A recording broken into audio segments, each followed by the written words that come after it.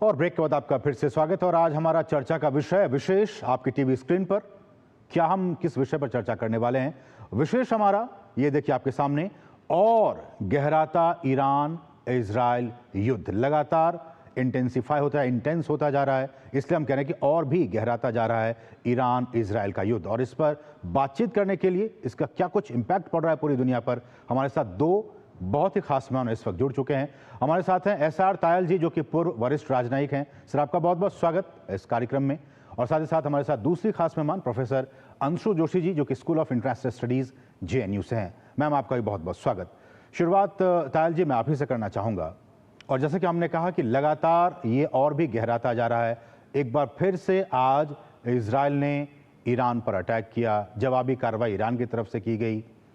इस सब के बीच अमेरिका की तरफ से ये बयान आ रहा है कि जो ईरान है और ईरान के जो सत्ताधीश हैं उनको अब सत्ता से बाहर कर देने की ज़रूरत है, सत्ता परिवर्तन की बात की जा रही है। और पूरी दुनिया में तेल को लेकर, गैस को लेकर भी चर्चाएं हो रही हैं। कैसे देखते हैं इस वक्त पूरी दुनिया इस युद्ध के बाद से किस स्थिति में है? पहली बात तो ये है कि पूरी दुनिया में कोई भी देश ईरान के साथ नहीं खड़ा हुआ है। बातें ज़रूर की हैं चाइना ने, रशिया ने, वेनेजुएला ने, क्यूबा में, पर ये युद्ध ईरान एक तरफ है और इज़राइल और यूनाइटेड स्टेट्स दूसरी तरफ है। बाकी किसी भी देश का कोई एक्टिव पार्टिसिपेशन इसमें नहीं है। दूसरी चीज, इस युद्ध का ध्येय क्या है? इजराइल ने जब युद्ध ये शुरू किया था तो कहा था कि रिजीम चेंज उनका ध्येय नहीं है, वो केवल ईरान की जो न्यूक्लियर वेपन बनाने की जो भी कैपेसिटी है उस पर वो हमला कर रहे हैं। उनके साइंटिस्ट पे भी किया उन्होंने, और उनकी जो फोर्सेस हैं उनके सरगनाओं, उनके जनरल्स के ऊपर किया। बिल्कुल। अमेरिका ने भी जो भी अटैक कल सुबह किया वो केवल न्यूक्लियर पावर की या फोर्डो या जो भी हो न्यूक्लियर फैसिलिटीज थी वहां पर किया है। तो क्या युद्ध का ध्येय अब बदलकर रिजीम चेंज की तरफ जा रहा है? वो तो फिर एक लड़ाई, ये तो बहुत दिन चलेगी और इजराइल इतने दिन लड़ाई नहीं लड़ सकता है। 9 करोड़ लोगों का देश है ईरान। ईरान में सत्ता परिवर्तन ये नहीं हो सकता है। जो रेवोल्यूशनरी गार्ड्स हैं और जो पूरी फोर्सेस हैं वो अभी भी ईरान के जो सत्ता में जो उसके साथ हैं, और कोई फोर्स वहाँ ऐसी नहीं है जो कि सत्ता परिवर्तन कर सकती है।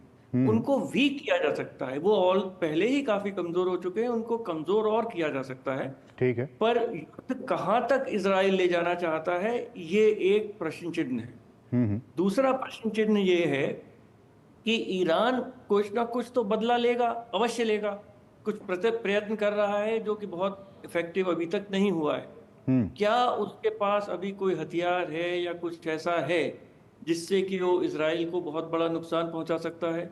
ये एक सवाल है जो अब उसका जवाब केवल ईरान के पास है। तीसरी चीज, आपने स्ट्रेट ऑफ हॉर्मुज की बात करी और बहुत ही वो भारत के लिए भी बहुत चिंता का विषय है। 40% हमारी जो क्रूड ऑयल और गैस स्ट्रेट ऑफ हॉर्मुज से पास होकर आता है जी। पर अभी तक जो भी हमले इजराइल और अमेरिका ने किए हैं वो केवल न्यूक्लियर पावर कैपेसिटी पर की है, या ईरान के जो फौजी नेता हैं या न्यूक्लियर नेता हैं उनके ऊपर किए हैं। राष्ट्रपति ट्रम्प ने बड़ा क्लियरली कहा है कि हमने और किसी चीज पर और उनके इंफ्रास्ट्रक्चर पर, तेल के साधनों पर, पावर स्टेशंस पर हमला नहीं किया ईरान। बिल्कुल। अगर ईरान स्ट्रेट ऑफ हॉर्मुज को बंद करने का प्रयत्न करता है तो वो दुनिया की तेल की सप्लाई पे बाधा डाल रहा है। तो रिटेलिएशन करेंगे तो शायद केवल इजराइल और अमेरिका ही, पर ईरान ये रास्ता खोल देता है कि अमेरिका और इजराइल अब जो ईरान का अपना इंफ्रास्ट्रक्चर है, पावर स्टेशंस हैं, न्यूक्लियर रिफाइनरीज हैं, ऑयल वेल्स हैं, उनके ऊपर भी फिर हमला हो सकता है। तो ये बहुत ही सोच समझकर जो भी निर्णय ईरान लेगा वो उसके ऊपर है। पर जी ठीक है। अंशु मैम, आपके पास आना चाहूँगा। और जैसा कि अमेरिकी राष्ट्रपति की तरफ से ये बयान आना कि अब सत्ता परिवर्तन की ये समय की मांग है, क्योंकि जिस तरह से कल यूएस ने ये कहा कि हमारा मिशन सफल हुआ, हम उसको ईरान को परमाणु बम, एटॉमिक बम बनाने में काफ़ी हद तक रोक पाए, और अब आज ये बयान आना कि अब सत्ता परिवर्तन की ज़रूरत है, क्या लगता है किस तरह के संकेत अमेरिका की तरफ से दिए जा रहे हैं? असीम जी, आपने बहुत महत्वपूर्ण प्रश्न पूछा, लेकिन हम जो ये हॉर्मुज जलडमरू मध्य को लेकर चर्चा कर रहे हैं, आपका जवाब देने से पहले मैं 1 मिनट इस पर अपनी टिप्पणी रखना चाहती हूँ, कुछ फैक्ट्स शेयर करना चाहती हूँ। देखिए, जो ये हॉर्मुज जलडमरू मध्य, आपने बहुत अच्छे से समझाया कि कैसे एक और ओमान है, एक और यूएई है, और एक और हम देखते हैं कि ईरान है।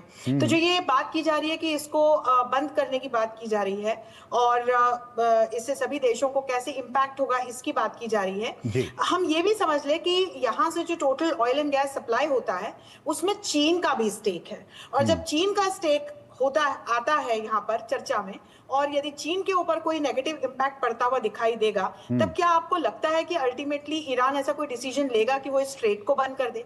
दूसरा, जब हम भारत की ओर देखते हैं तो भारत ने अपनी ईंधन सुरक्षा को सुनिश्चित कर लिया है। पुरी जी ने बिल्कुल सही बात कही है, क्योंकि हमारी पूरी डिपेंडेंसी इस एक रूट पर नहीं है। हम ये समझे, हमारा रशिया से भी बड़ी मात्रा में तेल का हम सौदा करते हैं, अपने यहाँ पर मंगवाते हैं, और वो सुएज कैनाल के थ्रू आराम से आ सकता है, तो उसमें हमको स्ट्रेट ऑफ हॉर्मुज की आवश्यकता नहीं है। हम यदि अपना वहां से बढ़ा लें क्वांटिटी, तो निश्चित तौर पर फिर हम उसको देख सकते हैं। हमारे दूसरे भी प्लेयर्स हैं जो हमारे साथ में ऑयल एंड गैस की सप्लाई को लेकर के जुड़े हुए हैं, इसमें खाड़ी देश के दूसरे देश भी जुड़े हुए हैं। मैं आपको एक और इंपॉर्टेंट पॉइंट बताऊं, सऊदी अरब के पास एक पोर्ट ऑफ यानबू है, यहां से एक ईस्ट वेस्ट पाइपलाइन है जो लाल सागर के थ्रू पर्शियन गल्फ को जोड़ती हुई आगे जाती है। तो जब ऑयल सप्लायर्स, अगर मान लीजिए ईरान ऐसा कोई डिसीजन लेता है, तो जो ऑयल सप्लायर्स है वो एक ऑल्टरनेटिव ढूंढने की कोशिश तो करेंगे। कहने का मतलब कि कोई ज्यादा इंपैक्ट नहीं पड़ेगा, अभी हाल फिलहाल पड़ता हुआ दिखाई देगा, ऐसी लोग बात कर रहे हैं, लेकिन मैं ऑल्टरनेटिव्स बता रही हूँ, क्योंकि आगे फिर लोग उसके ऑल्टरनेटिव भी ढूंढेंगे यदि बंद कर दी जाती है तो।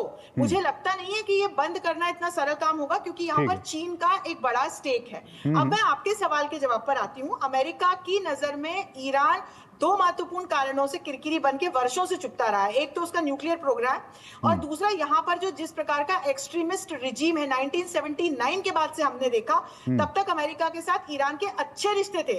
पूरे कोल्ड वॉर के दौरान आप देखिए कि वेस्टर्न ब्लॉक का अलाई था ईरान, लेकिन 79 की इस्लामिक क्रांति के बाद जब ये इस्लामिक रिपब्लिक बना, तब यहां से अमेरिका के साथ रिलेशंस खराब होते चले गए। तो एक तो उन्होंने अकम्प्लिश कर लिया अपना मिशन, ऑपरेशन हैमर जो उन्होंने किया, तो पहले उन्होंने ये कहा कि हमने सिर्फ 3 न्यूक्लियर साइट्स को ईरान की निशाना बनाया। तो जो ये एक पहला कारण था, इसको लेकर अकम्प्लिशमेंट का अमेरिका की तरफ से बयान आया। अब अमेरिका की तरफ से इस प्रकार के स्टेटमेंट आना कि हम यहाँ का रिजीम बदलना चाहते हैं और सुप्रीम लीडर को एलिमिनेट करने की बात तो ट्रंप कब से कर ही रहे हैं। तो ये एक और संकेत है जो एक राजनीतिक उथल पुथल की तरफ इशारा करता है। असीम जी, मैं आपको बता दूं, कुछ समय से ईरान में भी एक इंटरनल अनरेस्ट तो चल रहा है। लेकिन जैसा कि तायल सर ने कहा, खमेनी के रिश्तेदारों को देखे तो उनके स्टेटमेंट्स आ रहे हैं। जैसा कि तायल सर ने कहा कि ये रिजीम चेंज करना इतना आसान काम नहीं होगा, लेकिन वहां पर जिस प्रकार का सिविलियन अनरेस्ट और एक्सटर्नल प्लेयर्स जब असर्ट करेंगे, और फिर आप एक और फैक्ट देखिए, खोमेनी ने अपने 3 ऑल्टरनेटिव्स चुन लिए और कहीं ना कहीं छुपे हुए हैं, वो बाहर नहीं आ रहे हैं, तो अब वो यहां से गायब हो जाएंगे। ये एक आगे का हम अज्यूम कर सकते हैं, या फिर उनको एलिमिनेट कर दिया जाता है, ये भी हम अज्यूम कर सकते हैं, या वो स्वयं कहीं एग्जाइल में चले जाते हैं। तो अभी हाल फिलहाल तो वो पूरे परिदृश्य से गायब हैं, उनकी तरफ से कोई सीधा सीधा एड्रेस या स्टेटमेंट भी हम नहीं देख रहे हैं, और उन्होंने अपने 3 ऑल्टरनेटिव्स भी चुन के दे दिए हैं। ये उन्होंने पहली बार इस प्रकार का स्टेप उठाया है। तो आगे एक राजनीतिक उथल पुथल की स्थिति तो हमको बनते हुए दिखाई पड़ रही है असीम जी। तो देखते हैं कि किस प्रकार से एक्सटर्नल प्लेयर्स का, जिसमें कि अमेरिका प्रमुख होगा, का यहाँ के आंतरिक जो अगर कोई अपोजिशन या यहाँ की जनता के साथ किस प्रकार का तालमेल बैठता है, उसके बाद ही फिर हम कुछ परिदृश्य देख पाए। लेकिन तायल सर, इस सब के बीच में ईरान के विदेश मंत्री रूस में हैं, उनकी मुलाकात पुतिन से हुई है, और पुतिन ने भी इन तमाम कार्रवाई की निंदा की है। कैसे देखा जाए इसको कि आपने कहा कि ईरान के साथ अभी कोई नहीं है, एक्टिवली कोई नहीं है, लेकिन जिस तरह से अब रूस ने कहा है कि हम इसकी निंदा करते हैं, भर्त्सना करते हैं, ऐसा नहीं करना चाहता, एग्रेशन है ये अमेरिका की तरफ से। आने वाले दिनों में क्या लगता है कि अगर चीज़ें और ख़राब होती हैं तब भी रूस ईरान के सपोर्ट में नहीं आएगा?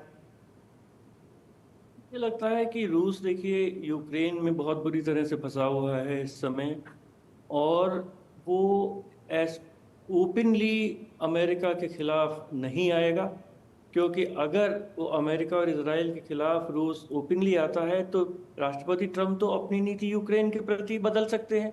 अभी तो वो बिल्कुल वहाँ यूक्रेन के राष्ट्रपति ज़ेलेंस्की से मिले भी नहीं, पर उनका एक तो ये बड़ा दुनिया के सब नेता समझ गए होंगे कि राष्ट्रपति ट्रम्प की नीति बहुत फ्लेक्सिबल होती है और जो भी वो चाहते हैं उस दिशा में वो चलते हैं और अपनी नीतियां बदलते भी रहते हैं।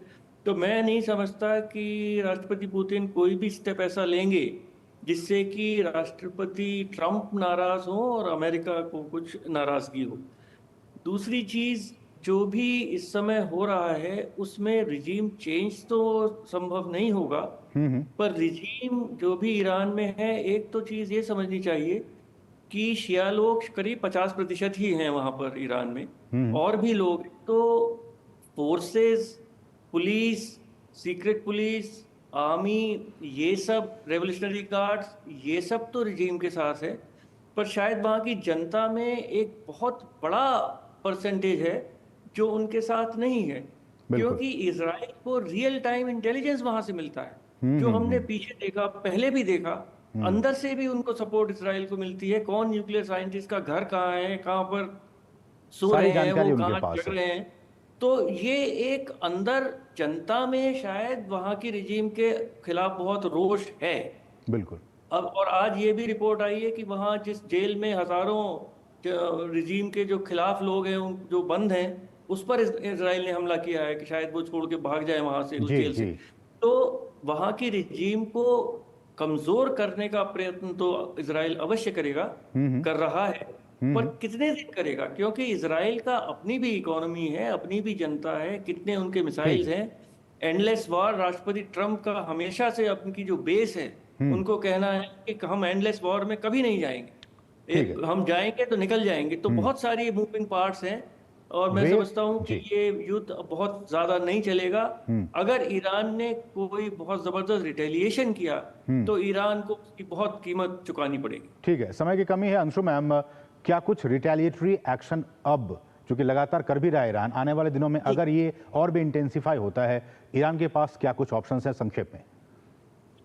बिल्कुल संक्षेप में बताती हूँ। ईरान ने इजराइल पर तो हमले रिटेलिएशन में शुरू कर ही दिया आफ्टर दिस ऑपरेशन हैमर। फिर देखिए, जो अमेरिका के सैन्य बेस है जो खाड़ी देशों में है, 19 के लगभग सैन्य बेस हैं, इन पर हमला करने का विकल्प ईरान के पास है, इसकी घोषणा भी की। लेकिन यदि ऐसा करता है तो बहुत बुरा फंसेगा, क्योंकि जहां जहां सैन्य बेस है वो सारी कंट्रीज इसमें इन्वॉल्व हो जाएंगी और ईरान के अगेंस्ट इन्वॉल्व होंगी। फिर एक स्ट्रेट ऑफ हॉर्मुज को बंद करने का विकल्प है, लेकिन जैसे मैंने कहा, यहाँ पे भी चीन का एक स्टेक फंसा हुआ है। इसके अलावा प्रॉक्सीज को एक्टिव करने का विकल्प है, जो ईरान कर रहा होगा। अभी तक ये देखना सरप्राइजिंग है कि हिजबुल्लाह जैसे प्रॉक्सी की तरफ से अभी हमने कोई इस प्रकार का एक्ट देखा नहीं, लेकिन ये भी एक विकल्प है।